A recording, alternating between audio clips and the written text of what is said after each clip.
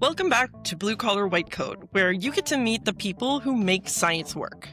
I'm your host, Amy Weldon, and in this episode, we're diving into the deep with Dr. David Shiffman, marine biologist, author of the new book, Why Sharks Matter, and one of the most followed scientists on social media. David is an old Twitter pal of mine, and he graciously agreed to interview for my, at the time, non-existent show over the summer. So we recorded this interview right after Shark Week, which we both have strong opinions about. You'll get to hear all our hot takes about what Shark Week gets wrong, plus we'll talk about the truth behind what marine researchers sometimes get wrong when it comes to working with the folks whose livelihoods depend on the ocean. David also gets real about the toll that social media can take on mental health, even when it's one of the most powerful tools we have to reach people who aren't seeking out science content online. And stick around for a segment at the end where David and I list off rapid fire our favorite shark facts. You never know when you might need shark facts. They come in handy. So have your notes app open and get ready to laugh and learn from my conversation with Dr. David Shiffman, or as he's known online, Why Sharks Matter. You're listening to Blue Collar White Coat, the only podcast telling the stories behind the real people powering STEM. Dr. David Shiffman, I'm so excited to have you on Blue Collar White Coat. Thank you so much for accepting the invite to a podcast that hadn't existed yet at that point. Oh, always happy to help and nice to hear from you again. Yeah, so I guess the backstory, you and I became internet pals, and reading your book, I remembered I was like, oh my gosh, it was the mermaid body The found. mermaids, yes. On Shark Week, Discovery Shark Week, and I think it was 2012. I remember just being like, people are going to come to work tomorrow, because this is when I worked at the National Aquarium in Baltimore. They're going to come into work tomorrow, and they're going to ask me where the mermaid exhibit is. This is insane. And so what else do? You get on Twitter, and you Complain about it. complain about it in all caps or whatever, and lo and behold, I stumble upon this amazing group of actual shark scientists on what was then Twitter, who are basically treating Shark Week like Mystery Science Theater 3000, like live tweeting snark about what you guys were seeing and fact checking before fact checking was a thing. And I was like, what is this magical thing that I've just stumbled upon? This is amazing. So were you on Twitter? Was that kind of when you were getting on it? Oh, I was an early adopter. I've been on Twitter since 2009. I'm now no longer on it and have switched to Blue Sky. Same, yeah. But was on Twitter for a real long time and was one of the founding community members of Science Twitter, and I'm now trying to take that over to Blue Sky. Yes, and by the way, and we'll get all the socials and the links later, but Why Sharks Matter is his handle. You can find him on Blue Sky. You can find him on Instagram as well as Facebook. Right.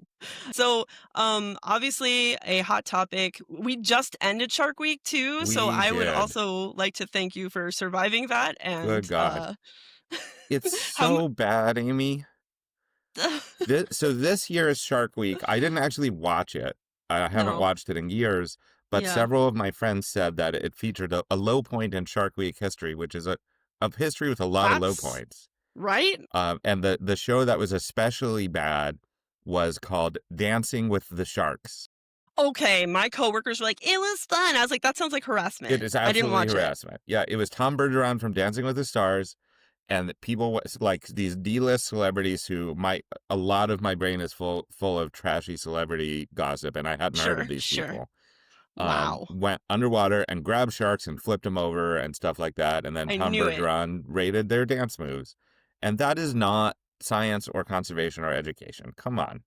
That's awful. I'm glad that I didn't watch it, because that's exactly what I thought it was going to be. And it's funny because, this is all on our teams at work. It'd be Shark Week and Dancing with the Shark. And I couldn't do it anymore. And I was like, I'm sorry, guys.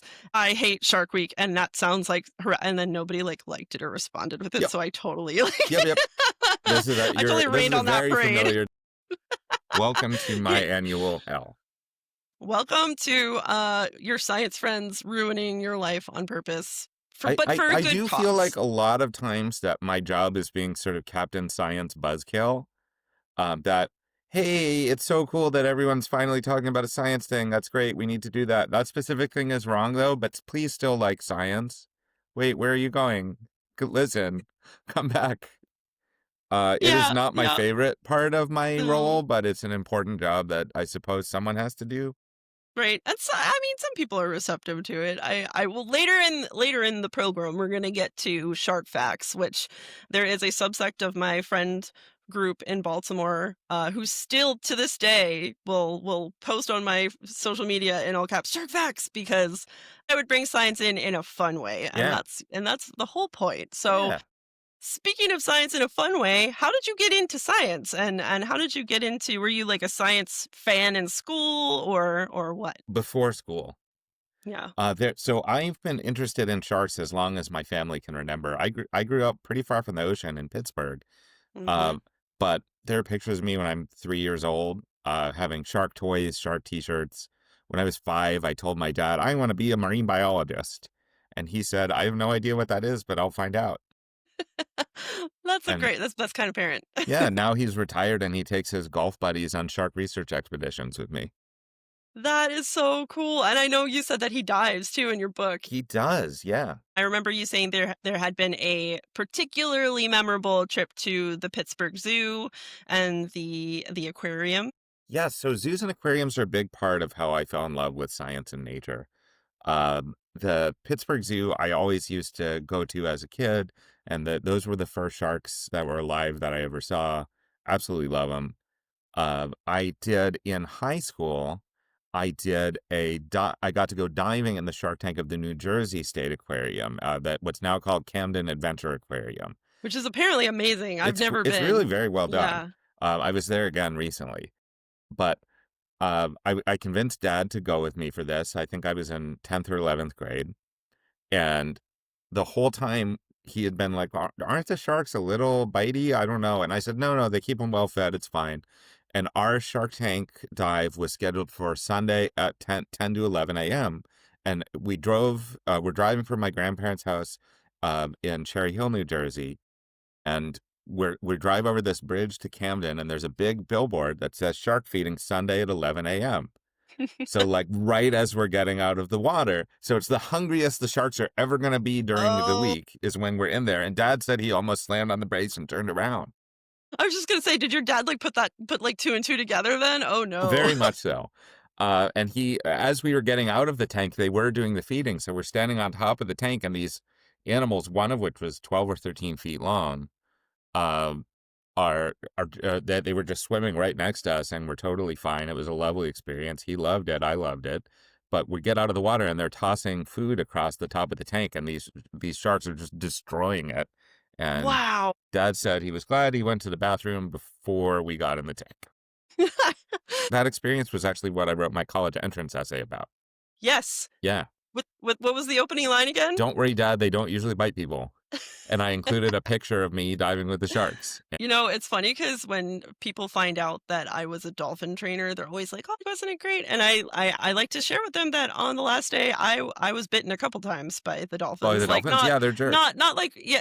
And this is another thing you and I would bond on. Like Yeah. you would pop off on Twitter about like dolphins are jerks XYZ, and I'd be like, "Hi, I can confirm this directly." But you know, it wasn't like blood or anything. It was just like a hey, we don't want you in the pool right now. We have some social dynamics that are going on, and we don't care that it's your last day and you want pictures. Yeah, I've never been bitten by a shark. That's a question that people ask me a lot. I've been injured badly while doing shark research, but it was the fishing gear that got me. Oh.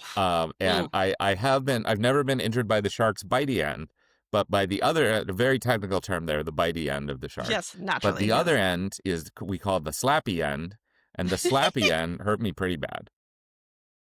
A lot of animals have slappy ends. I've Yeah, seen some, damage done by, like, monitor lizards yeah, and things like that. The slappy end, I love that. I'm gonna adopt that for yeah. sure. Please, very technical term, but I think most people can figure it out. Right, right. So, okay, so we talked about, you know, Philly and Camden and Pittsburgh and Baltimore. These are all cities that at least Baltimore and Pittsburgh are considered the Rust Belt, Yes. and the Rust Belt was known for its, steel industry especially, and just kind of the, you know, I don't know if the coal industry is Not looped as in there, not as but much, but certainly there were coal barges that went down the rivers. lots Um, of yeah, industrial yes, based very industrial in area. work Steel and yeah. manufacturing was huge in Pittsburgh. This is where a lot of the robber barons like Carnegie were Mm, based, and there's still part of the reason why Pittsburgh has so many amazing cultural offerings, like the zoo, like the Natural History Museum, is because of Carnegie money. That before there were tax incentives for doing so, he was one of, adjusted for inflation, was one of the richest people in the history of the world. And he said, no, this is more money than I need. Let's give back to my town.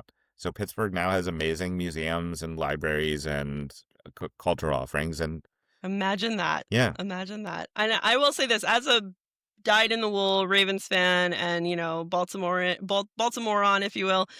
Pittsburgh is a cool it is a town. cool town. Pittsburgh has amazing stuff to do, and the zoo and the aquarium are gorgeous, Hmm. beautifully kept. Highly recommend checking that out if you're ever in Pittsburgh.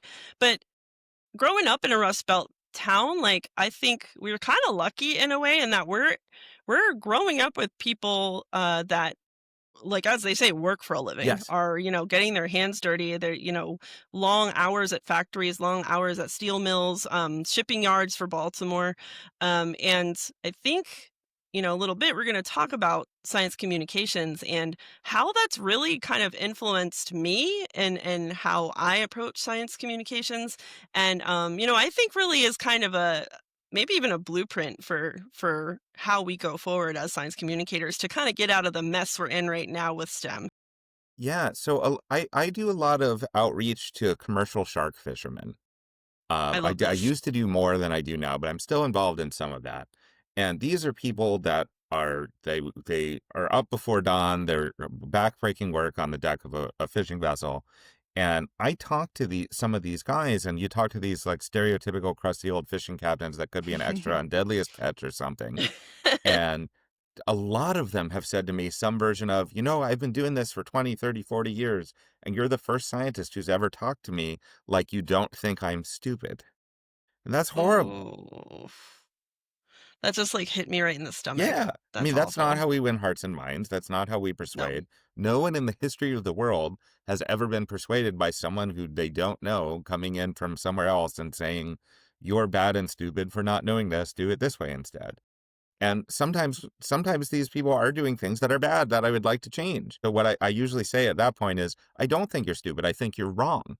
And they'll usually do a big laugh and then slap me on the back, and we can have a conversation about it. But they're not stupid. They just so I train scientists how to talk to the public all over the world. I've reached over 2,000 people in my various workshops, and a thing that I really stress is you're not dumbing it down because you're not talking to someone who's dumb. You're talking to someone who is smart at something different from what you're smart at. My And God, I love that. if you keep Yeah. that in mind, you will treat your audience with respect and then they'll listen. At least they're more likely to. There are certainly Oh, some people who have made their whole identity, I don't trust the experts or mainstream, whatever, and you're not going to reach those people. But there are lots of people who we could reach who we are alienating because of our approach. love it. I could we could just hang it up now. Yeah. That's exactly what this podcast is for. That's exactly why I started Blue Collar White Coat, and it's to show each other exactly what you just said. People aren't dumb, they're just smart at something different than you are. And Hmm. sometimes that's also social skills. Like it doesn't mean this person is, purposely out there being, avoidant or a jerk. It's just that their bread and butter is working with the molecules, working with, the machinery or whatever. Maybe it isn't talking to folks, and that's why yappers like you and me are Hmm. important too. So so in general, would you say that things are getting better? Because I feel like NOAA, the National Oceanic and Atmospheric Administration, has been putting like concerted effort into talking more to indigenous people, talking more to fisheries and the folks whose livelihoods depend on things like fish populations and the health of the ocean. And so would you say that like you think things are trending towards better though when it comes to that kind of thing? I think generally speaking, people understand that it's important to break out of the ivory tower and talk to people more, especially in my world of ocean science. The fishermen are out on the water every day. if we're if a field scientist, and this year I've done more field work than any time in the last decade. I'm going to be out on a boat maybe 3 weeks this year. Wow. That's not as much as fishermen. Nope. They're out Nope. there every day. They see things we don't. They're more likely to notice that, hey, something's different, something's not right, something weird happened, because just by simple virtue of being out there more. And there are so many more fishing vessels than there are research vessels. So why not talk to these people? They know things we need to know, and many of them are happy to help if you don't act like a jerk to them. If you don't act like a jerk, exactly. Yeah, who knew? Crazy, crazy concept. Yeah, I think that, I've seen a lot of really encouraging stuff like that. And it's funny because today you just posted on your Instagram, at least, um, a time where you were at a conference Yes. and Sharknado came out and you guys kind of just hijacked a sports bar. We did. That is one of my all-time favorite outreach events. So I'll tell you guys, I love the Sharknado movies. Like Right. a Yeah, sort they're of just recurring fun. theme of my whole vibe, I guess, is I take my job very seriously, but I don't take myself seriously at all. So I Excellent. love those stupid shark movies. The So I was at a scientific conference with hundreds of other shark scientists, and during that week that we were all together in Chattanooga, Tennessee, is when one of the Sharknado movies aired. And I said, it would be really fun to watch this all together. And I asked around, and there was a sports bar across the street. And I went over and talked to the manager, and I said, I have what might be the weirdest question you've ever gotten in your whole career. And Especially in Tennessee, yeah. not And he not said, not well, known now, for its yeah. He said, well, now you got to keep going. And I told him it, and I said, if we reserved the sports bar for 80 to 100 shark scientists to come over and watch a bad shark movie, what would be like your food and beverage minimum for that group or whatever, or the buyout rate? Because I do a lot of event management stuff, so I sure, knew stuff like sure. that. And he said, if I can advertise to my regulars that they can watch this movie with you guys and ask you questions, no charge at all. Oh my And god, that's so like cool. hundreds of us watched this movie together, and then afterwards we sat at the bar and chatted with Chattanoogans about sharks. It was wonderful. I love the, like, guerrilla aspect of Yeah. that because there are all kinds of things like Science on Taps that are happening, Yes. which I do love I Science on enjoy that Taps. I stuff a think those great are deal. cool. But they are usually like here, Berkeley does a lot of Science on Taps, and that makes sense because it's Berkeley and there's a lot of science fans and, smart people wandering around the streets of Berkeley. But to have just, yeah, like kind of a guerrilla style, like pop up event almost of like, hey, we're here, ask us questions, hang out, Yes. let's have cheese fries together and a beer and talk it Yeah. out. We used to have something that the National Academy has put together called Two Scientists Walk into a Bar, which is kind of similar to Science on Tap, but more Hmm. informal. And Hmm. they would just advertise they work with local bars and advertise, hey, we have a paleontologist from the Smithsonian who's going to be hanging out and answering your questions about dinosaurs. Just come on by. And the National Academies gave them a small budget to cover beers and nachos or something. And I did a lot of those because it was free beer and nachos, but also I liked it. And it happened to be that one of the bars that did this in the DC area was walkable from where I used to live. They don't do it anymore, but someone should. It was great. Let's talk about, being out at sea and talking to these folks, but also doing the research, being hands-on with the sharks. What are the roles that are out there on the ocean with you? Because one of the things I like to talk about on this show is that you don't have to have a PhD to Oh, to do a absolutely lot of not. this work. So, And a lot of times having a PhD actually makes it so you're doing less of that stuff. So a big problem in just about any job is the more you're good at something, the more they promote you into doing not that thing anymore. oh, so true. And I mean, I had a friend who was an electrical engineer for an apartment complex, and that was the same thing for him. That he liked fixing stuff, and eventually he was like the manager of a team, and he had no experience at all with that and hated it. So that's a recurring problem. So now that I have a PhD and I teach classes at a bunch of different universities and I run my policy and communications consulting firm, I'm hardly in the field at all. Again, this year's the most I've done in 10 years. And much of that is in the context of classes, of me teaching a class, showing other people how to do this. So one of our captains of this research vessel that I use in Florida does not have a PhD, but he is a trained marine biologist. He's published papers. He's working on his master's, but he got into this from the operations side, And he did that because he was he worked as a super for his apartment complex in exchange for reduced rent. So he learned how to fix Wow. stuff. And it turns Yeah. out that a lot of scientists don't know how to fix stuff. So he was real handy on a boat, or Wow. at field stations. And then he gets to go out in the field a lot more than I do.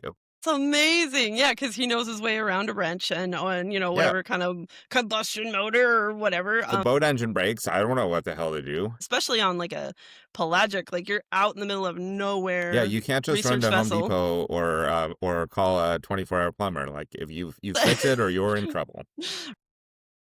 One of the things that I love about your content online, and we'll talk about your social media presence here in a second, is how awesome you are at reposting and pushing out there the shark scientists that you don't hear from on Shark Week. I think one of the examples in your book, you mentioned how it might have been the mermaids one, but it's somebody that hadn't even finished his PhD yet was being referred to on the show as doctor. Yep. Meanwhile, the woman on the show who was a PhD was getting called just Toby or, Yep. like, by Exactly their right. name.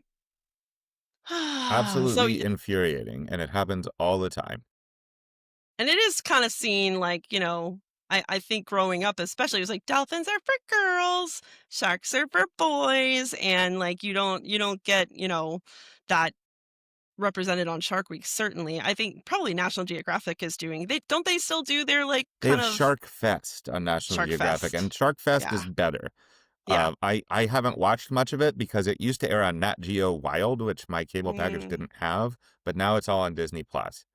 okay. Um, Okay. the so they feature scientists who are not the same four people over and over again. Right. They feature species you wouldn't otherwise see. They feature, research and not whatever the hell Dancing with the Sharks is supposed to Oh, be. god.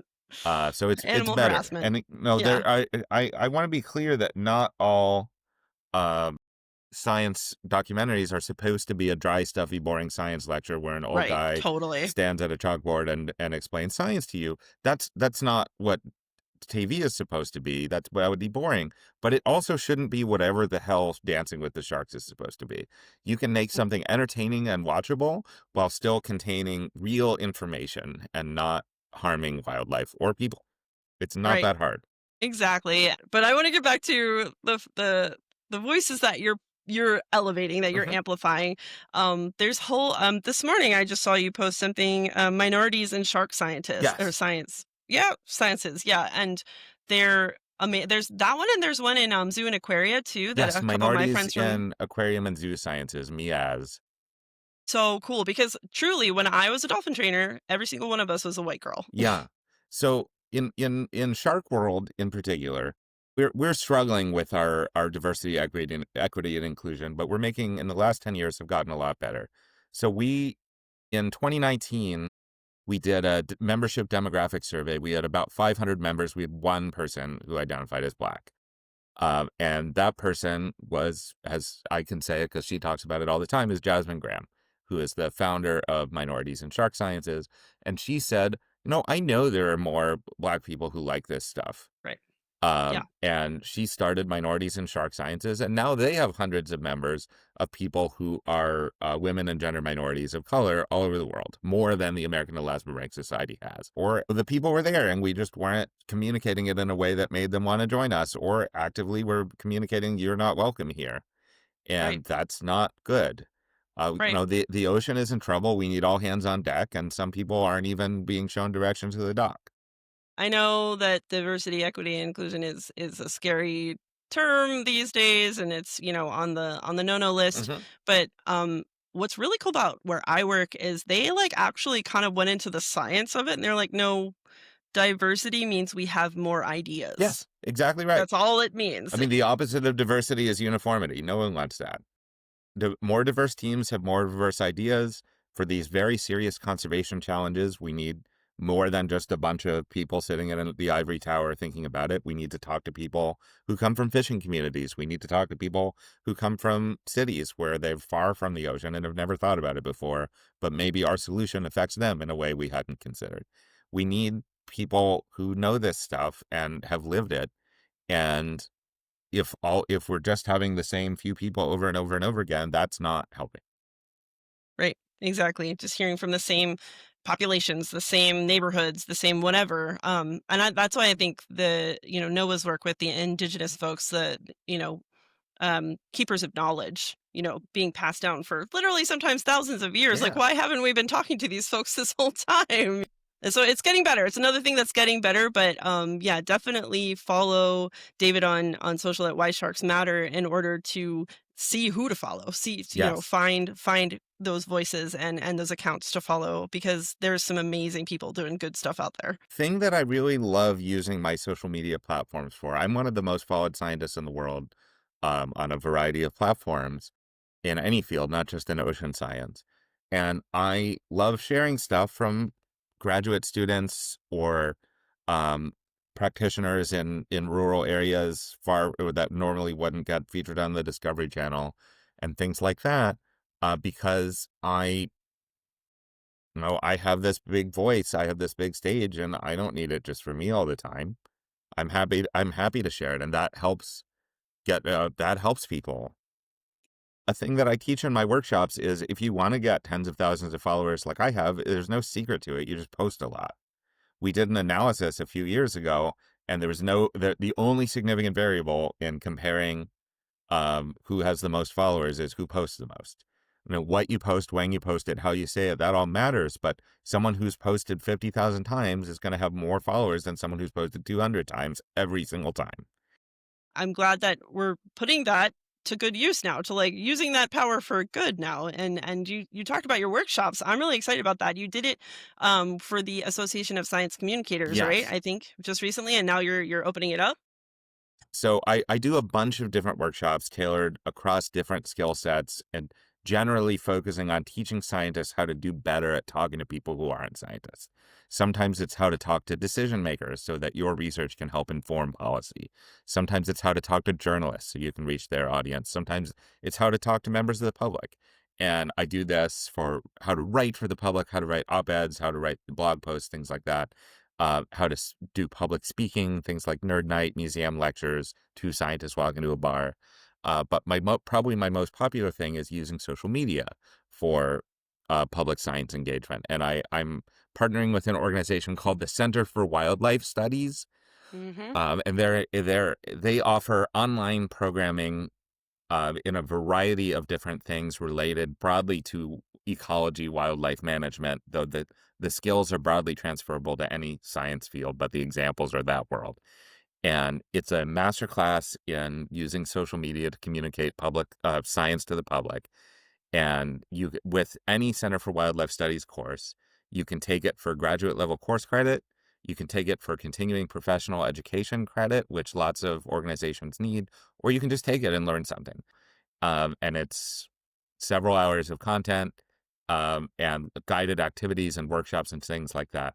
I also have another Center for Wildlife Studies class this fall, which is a shark class, that's specifically biology and ecology of sharks. And it includes Cool. an optional experience where you can come down to Florida and spend 3 days living on a research vessel with me and get to practice this stuff. It's a lot of fun. That's so cool. And you just had to open up a And we second just had to of open it. up a Like, second section of it because the field course component of that filled up in like a week.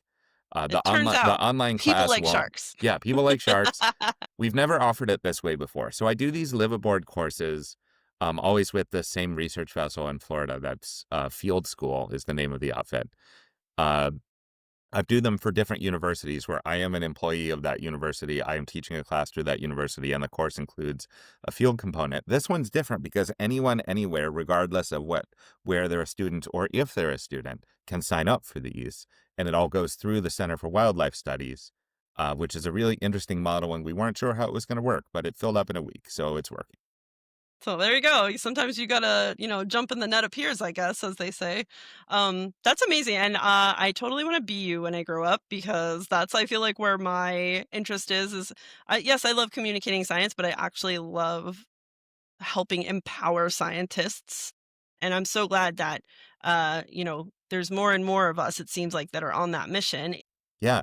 And another thing I do with these shark field research trips, if anyone is interested, is we do these fundraiser charters. So anyone can come to me and say, I want to do a shark research trip with my group. And you will get to do everything. You'll get to help us catch sharks, measure sharks, sample sharks, etc.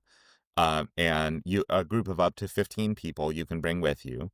And that helps raise money for the lab's outreach efforts. So it's structured so it costs exactly twice what our expenses are for the day. So that means you're paying for yourself and you're paying for a future public school group from South Florida to pay nothing at all.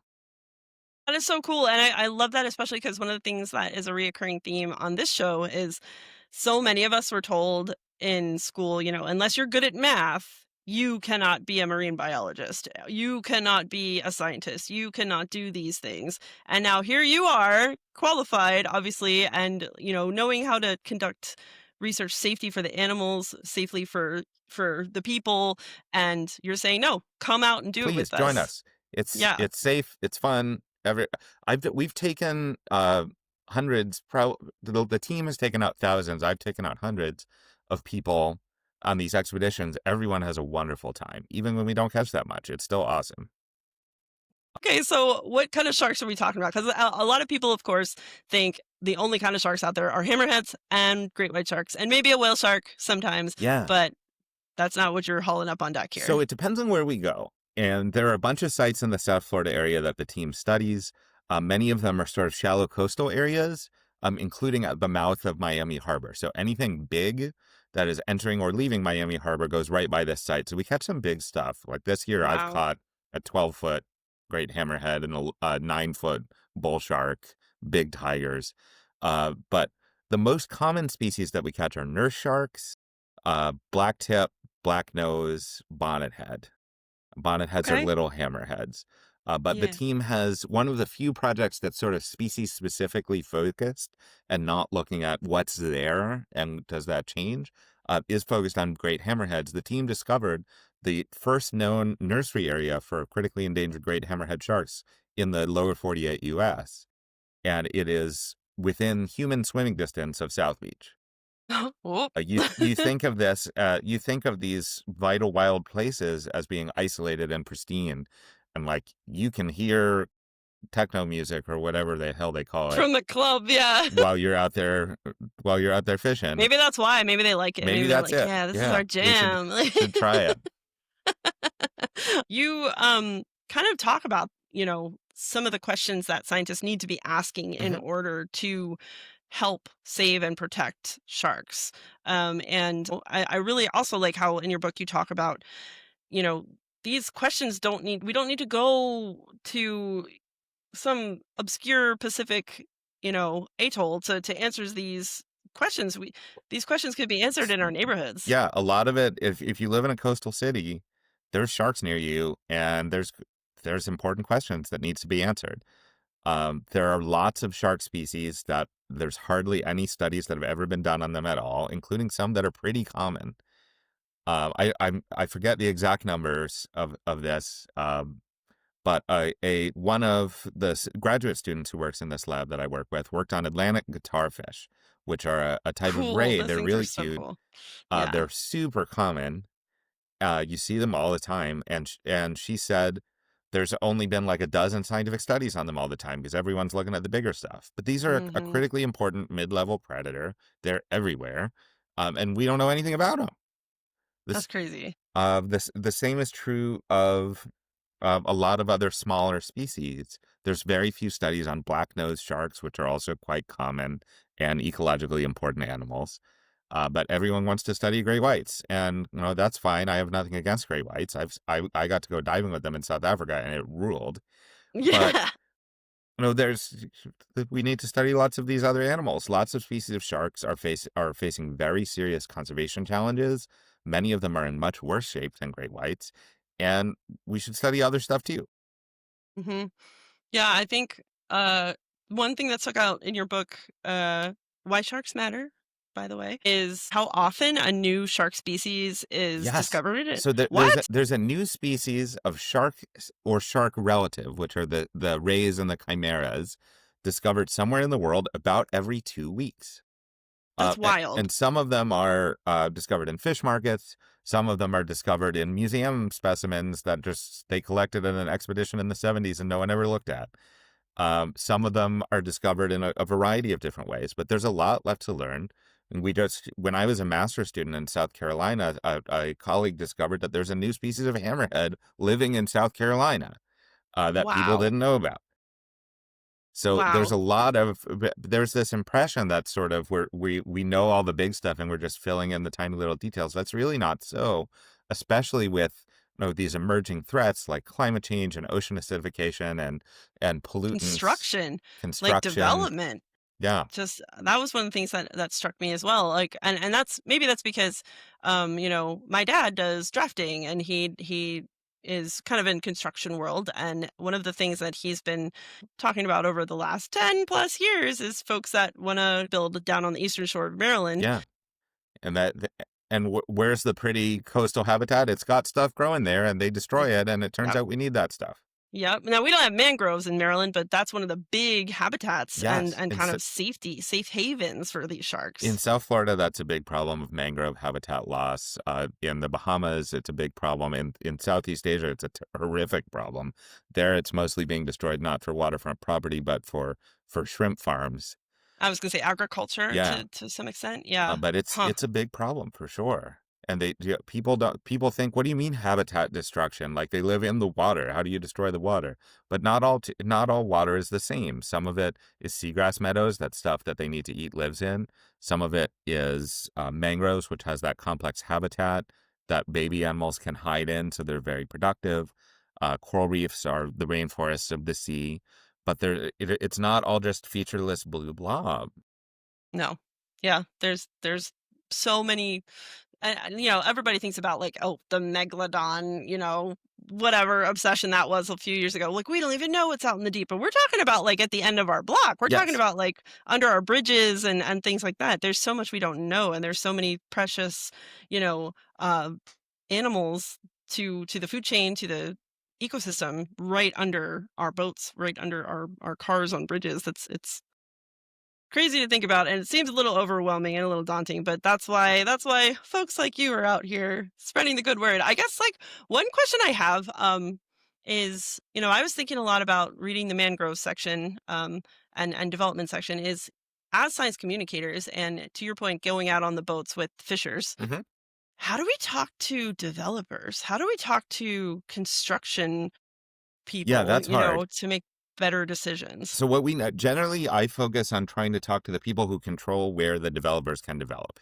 Mm, Because developers tend to be not especially interested in things like critical habitat, but they are absolutely interested in rules that govern what they are and are not allowed to do. So mm, these are these are people who are not the actual construction workers. They're not evil. They're trying to earn a living. But exactly. the company is saying bulldoze this critical habitat so we can build another giant gas station, or Mhm. another hotel, or another giant Condo or condo, whatever. Yeah. because some East Coast billionaires need a fourth vacation home, Yeah. Yeah. and they know that they're getting paid to build something that from their perspective, but what they build, how they build it, where they build it, what was there before matters. And the answer there is probably not going to be at street level communication. Yeah. It's hard. Like you said, the barrier, I guess. And talking to legislators is super interesting too, because legislators, people kind of group them with this, politicians and billionaires and whatnot. But in theory, ideally, legislators and lawmakers are fifth grade teachers and everyday people and plumbers and whatever that represent They the sure used to community. be. They sure used to be. So hopefully we can get back to that. And I think I'm encouraged by seeing how many people are signing up to run for something. Going back to the workshop that Yes. you're offering now, the social media workshop, and how to reach these different groups in ways that isn't necessarily, a museum event or a place where Yeah, I've been told that there are lots of people who don't like to spend their Saturday nights going to a science museum and paying $75 to hear a what lecture. I suppose it's true, but it's hard to or imagine. watching the newest David Attenborough, Yeah. like what? You mean there are people that don't salivate for his new projects? Crazy. Yeah, so we have to go where people are. You're not gonna ever reach someone by just trying to talk to them where they are not. Right. The crude analogy that I use for this in my workshops which are usually at conferences or something, so people are not at their home institution. I will point to someone who I know works thousands of miles away, and I will say, write a message on a piece of paper, open that window, and shout it out the window to reach the people back home. And they'll say, what are you talking about? You can't do that. Exactly. It Exactly. doesn't work. You need the right communications tool for the right job. You need to, if people are not somewhere, they will not listen to you because they can't hear you at all. It doesn't matter how important what you have to say it is. It doesn't matter how long you spent crafting the message. Go where people are. And lots of people are on social media. Exactly who you're trying to reach matters. Different platforms are better or worse for this. But when properly used, and they're often not properly used, which is a big part of my Yeah. consulting business, is helping people Right. fix that. When they are properly used, these tools make it easier than ever before in the history of the world for humans to change the world. They make it easier than ever before in human history for a small group of experts or a small group of people or one expert to communicate to the masses. It used to be, if you give a talk at your local bar, maybe you'll reach 30 or 40 people, and that's amazing. Just like my random commentary on a TV show that I'm watching can reach thousands of people now. It's weird. Right. Yeah. Yeah, because streaming and things like that Hmm. too. Um, uh, I guess so. I have so many questions about this because science communicator nerd. I think one thing that I'm struggling with right now with getting this podcast off the ground is that it's, of course, this idea, the motivation to do it came to me at the same time that I realized that being on social media as much as I was personally was not good for me or my Yes. mental health. How do you balance that? And especially in a time like right now where it just seems like bad news is every other post. Yes. I feel like I'm not balancing it well. Ah. And I also, because social media is such a big part of my job, I do it more than most people do and more than Hmm. most people should. Right. Social media has absolutely rewired my brain in ways that I'm sort of we're trying to figure out, and I'm not entirely comfortable with. Um, One of the weird things is people who are extremely hostile to me doesn't bother me at all anymore. But I would say generally I am not an exemplar of balance in Yeah. in this respect. And I mean, it's good to be honest about that kind of thing Yeah, because, it doesn't mean that you have to do the big push forever either. There's so many correct. systems, there's tools that you can do scheduling I with schedule and don't posts. have to So be people it. say you're posting Mhm. 10 times a day, and not really. No. No. Every other Sunday morning I'll spend 2 hours and schedule a bunch of posts for the next month, Yeah. and Yep. that works Yep. fine. It works fine. I was just on vacation all last week. And we have a cabin in the woods. There's no internet. I have to hike a quarter of a mile to get enough cell reception to text or download emails at all. And I can't even read an Sounds attachment or ideal. something. It's great. Do you Uh, have like a withdrawal period no, though when you first not at get all. there? No, where you're like reaching for your phone and you're just like, And oh I wait, used to like warn people in advance that I was going to be doing this, and now I just don't do it anymore. And it's no, if someone has an actual emergency, they'll be fine for a week. just Uh, disappear into the deep. I guess one of the things that like I'm trying to somebody had actually given me as a tip was to sit down and like establish values and boundaries yes, surrounding how much I want to be on it, how yes. much like what kind of content I want to interact with, what do I want to, send out to the world. And so that's something I still have to do, Yeah, and but a key thing is you can't be everything to everyone. You are a mhm, part of a larger ecosystem. We should coordinate more amongst that ecosystem and collaborate more with people. But you figure out what you can do and you do that part. And if everyone does that in the right way, working together, then together we accomplish a lot. And lots of people, when they first get started, they try to be all things to all people, and it just breaks your brain. It doesn't work. yeah. It's too much. Yeah, it's you're spread too thin. I guess like the other thing I wanted to talk about is the not so great part of shark quote unquote experts on Yes. social media who also machine gun out content that is a lot closer to the dancing with the sharks than Or it is worse. or worse. Yeah, so there are a series of sarcastic air quotes influencers Mm, who are not trained credentialed experts. They're not safe for the sharks or for people, but they generate really striking images that get hundreds of thousands of likes and shares on Instagram. And when they're criticized for this, they say, "Oh, I'm just raising awareness." No, you're not. Raising awareness is a real thing and it has a definition. And you're not saying anything that matters. That's not raising awareness of anything at all. You're self-promoting and hurting animals, and you're going to get hurt. And when that happens, the story is shark hurts person, which undermines all the work you've done. Right. And you're encouraging other And people you're who encouraging other are people. even less Yeah, comfortable these in things water don't or even have a whatever. "don't try this at home" disclaimer. No.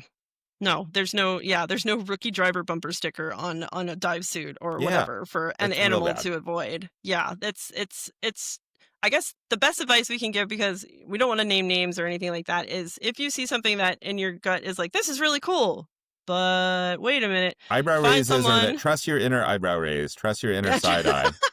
Uh, I love that. Yeah, and then find why sharks matter. Find a shark scientist or someone that you trust mhm. that is has a discerning eye, either as a social media person or an animal, scientist person, and ask them like, "Hey, is this somebody I should be following? Is this worthwhile content, or is it just cool to look at?"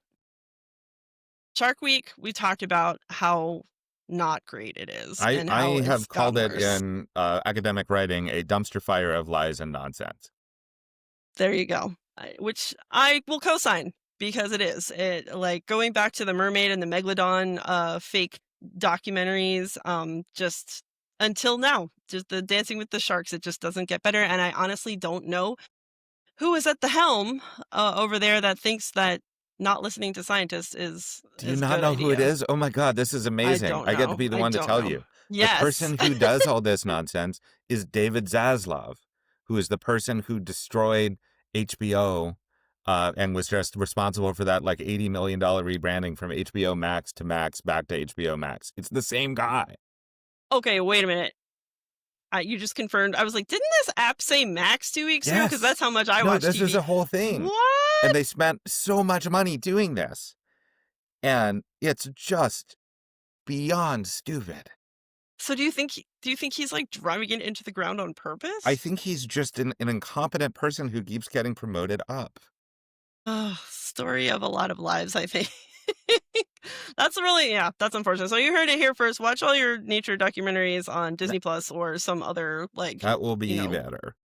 yeah, that would be better. Oh, awful. Okay, so uh my favorite part about your talks that you give and your book is the rapid fire shark facts. And I actually used a few when I would do my dolphin talks. Is here I have 1,500 people, captive audience, that just want the dolphins to do flips. And I'm like, you're going to learn first.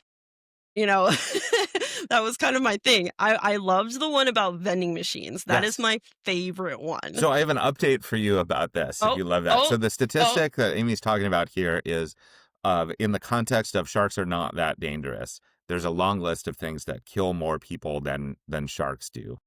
One of my favorites as a social media guy is more people die in a typical year falling off cliffs while trying to take a selfie of the scenery behind them than are killed by sharks. More people are bitten by other people on the New York City subway each year than are bitten by sharks in the whole world. But one of these was more people are killed by vending machines than are killed by sharks. And that's how that people always ask how. Well, you shake them to try to get something out and it falls on you. You punch them and the glass cuts you. Vending machines are death traps. They're in every school in America. But it turns out that's not true anymore. And after Why Sharks Matter came out, I got a very angry phone call from someone who was like a lobbyist for the vending machine industry that said, "How are you using this no. outdated statistic? Don't you know that under the Obama administration's OSHA, we had to do?" So if you noticed, like about 15 years ago, vending machines now have that shatterproof glass and they're Yeah. all bolted to the wall now. And this was actually a federal level regulation, so they haven't killed anyone in years in the Maybe you U.S. got to them. Maybe it was Yes, you that got to yes, them finally. you're Obama welcome. was listening to Why Sharks Matter and Thanks, was like, Obama. what? Thanks, Obama. There's a throwback. Yeah, I loved. We're gonna have more here.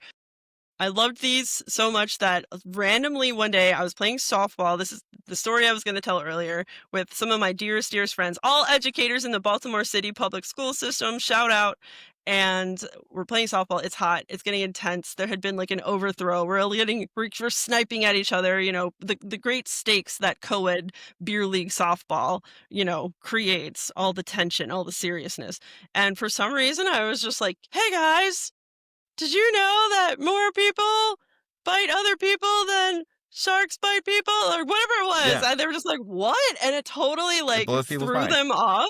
And we were able to like get back to just having fun and playing ball. And so like pretty much every game after that, and for a few seasons, they'd be like, Amy, we need some shark facts. That's fantastic. Well, I have plenty that I can re-equip you Yes, with. let's do it. Let's do it. That's So- what the people are here for. So actually, a few years ago at a family Thanksgiving, like a family conversation got heated, as happened, and my uncle says, just to completely change the subject, mostly joking, "So David, what's new in sharks?" And we ended up talking about sharks for half an hour. It was great. Perfect. But you can do this too. So Yes. some of my favorite shark facts: the Greenland shark, which lives under Arctic ice caps. It is the slowest moving large vertebrate in the world. When I act out how fast they swim on stage at my talks, people think I'm exaggerating it. I am not. But they're in no particular hurry because they can live to be over 400 years old. Oh my God. They also eat polar bears and reindeer. Absolutely incredible animals. There are lots of species of sharks whose whole bodies glow in the dark. They're called lantern sharks. Wow. And my favorite lantern shark is called the ninja lantern shark. It's called that because my friend and colleague who discovered it, not far from where you live now at Moss Landing, discovered it around Thanksgiving and was home with her family, and everyone was talking about what's new at school, what's new at work. And she said, I discovered a new shark species and I get to name it whatever I want. And her young cousin says, ninjas are cool, call it the ninja shark. So she did. That is so awesome. Like, if anything else, I want to be a scientist just so I can name stuff and Yeah. have cool input. I from actually little have kids. a friend who's a marine mammal parasitologist, and I have told her that if she discovers a species of parasite that gives just Atlantic bottlenose dolphins GI distress, I want her to name it after me. I want those blubbery bastards to say, "Oh no, I got the Shiffmans again." That is perfect. Again, having been a dolphin trainer, Yes. I can confirm they are amazing animals, but they are jerks. So we justified. So thresher sharks, they're a species that lives in the open ocean. Their tail is as long as the rest of their body, and we had no idea why. And until a scuba diver about 10 years ago happened to film them using their tail as a whip. They arch their body and they go, and it makes a shockwave underwater that stuns small fish that then they can go munch on. Whoa, so slappy end to the max. Absolutely. Like, Even enough that it works underwater. Jeez. What else? There are some other good ones out here. So sharks have another sense that we don't have at all. I don't just mean they can smell better than we can, though they famously can. I don't just mean they can see better than they can, though in many cases they can.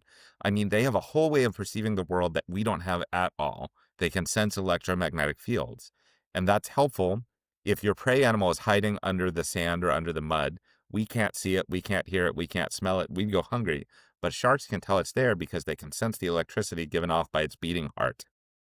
They also use it to navigate in the open ocean. So these animals that swim thousands of miles and then know how to get back exactly to where they started. There's no street signs, there's no GPS. What are they doing? They're navigating using the Earth's magnetic field. Sea turtles do the same thing.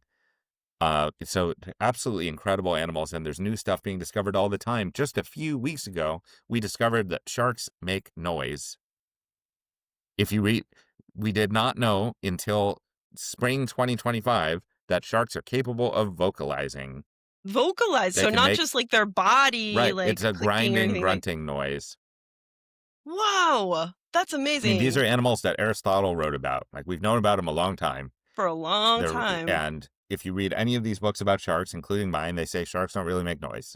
Yeah, they do. We just didn't know it until pretty recently. So your second edition is coming out soon then, right? With no vending machines and sharks make noise. Got it. Those are the edits. That's amazing. There's another one in your book that like almost made me sit up and scream. Is your beef with Tara Reid from Sharknado, because she referred to whale sharks as yes. What was part it? Whale, part shark is what she called them. So whale sharks are absolutely sharks. They are absolutely not whales. They are absolutely not half whale, half sharks. They are called whale because they're big and because they filter feed like the great whales do. But they are absolutely fish, not mammals. Sharks are fish, by the way. They're just a different type of fish. Tara Reid is wrong. Love the Sharknado movies. Maybe get your theological knowledge from experts. Just maybe. This is the reason I scream, though, because one of the hills that I frequently die on when nobody asks me to is that Finding Nemo 2. Why does she speak whale? Yes. Okay. For those of you who don't know, in Finding Nemo 2, Dory speaks whale. Of course, we know that from the first one, which is adorable. The second one, there's a whale shark that is talking to whales outside of the aquarium, and people are like, well, they don't say that she's a whale. I'm like, you don't understand. People are going to think that she's a whale because correct. she is called a whale shark. Yes, and they I will definitely die do. on that hill again. And now it's recorded, and we Yes. have evidence of a shark scientist saying, If a shark This is scientist says confusing. it must be true. amazing. Okay, well, where can the people find you? We've said it a bunch of times, but Yes. say it again anyway. I am probably one of the easiest people to find, but I am on social media. I am at Why Sharks Matter. Also, the title of my book you can pick up from Johns Hopkins University Press website or your favorite local bookstore. Also, my Gmail address if you're interested in hiring me for one of my trainings or interested in arranging one of my fundraiser shark tagging trips. whysharksmatter@gmail.com. Yeah, thanks for having me, Amy. This was fun. This is so cool. Again, this man accepted my invite before I had a logo. I think I had a name, and that was about it. So thank you so much for joining us on Blue Collar White Coat. Thanks for having me. Did you write down those shark facts? I told you they'd be coming at you fast. Now you've got a new way to break up the tension at your next family dinner, work meeting, or beer league softball game, and all while helping raise awareness about shark conservation. If you haven't already, go follow David online at Why Sharks Matter on Instagram, Facebook, and Blue Sky. By the way, David is mentioned in a new paper that looked at where scientists are frequenting social media and found that Blue Sky is the new platform of preference. If you want to follow Blue Collar White Coat on Blue Sky, you can do that at BCWC Podcasts, all one word. And we're on Instagram, Facebook, and TikTok at Blue Collar White Coat Pod, all one word again. Follow us there for video clips from the show and a lot of content by other amazing scientists and blue collar workers alike that we repost and push out for the world to see. I know a lot of you probably still think sharks are scary, but on the next episode, Blue Collar White Coat gets spooky with friend of the show and local funeral director in training, Michelle Tokarski. Tune in for this special Halloween episode to find out the surprising path Michelle took to get into the field of mortuary science, what her apprenticeship has entailed so far, and how the dead are sometimes way better customers than the living. If you liked this episode and have been enjoying the show so far, please tell a friend about it or consider leaving a review. Got a question, topic, or expert you'd like to hear from on the show? Shoot us an email at bluecollarwhitecoatpod@gmail.com. As always, thank you all for the support you've shown me and the show so far, and until next time, keep your safety glasses on and your mind open.